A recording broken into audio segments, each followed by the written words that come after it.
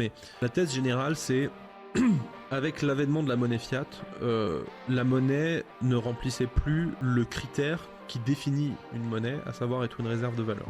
Il n'y a pas que ça dans la monnaie, mais une monnaie, il faut qu'elle soit une réserve de valeur, il faut qu'elle puisse transporter le pouvoir d'achat dans le temps et dans l'espace. À partir du moment où on invente la monnaie fiat, on tue cette fonction principale de la monnaie.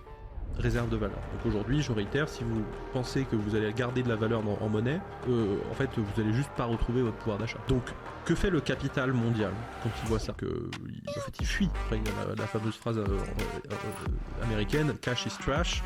Certainement pas rester dans le cash, vous perdez de l'argent toute la journée. Donc, pourquoi je dis tout ça? Parce que si on considère que Bitcoin devient le meilleur véhicule de préservation du patrimoine et de l'épargne dans le temps et dans l'espace, ce que factuellement c'est, en tout cas, sauf cataclysme, mais sinon ça l'est, on va avoir probablement tout ce capital-là qui va être aspiré comme un trou noir par Bitcoin. Et donc ça veut dire chute de moitié du cours de l'immobilier, chute de moitié du cours des actions, etc., etc. Donc beaucoup de gens qui vont pas être contents.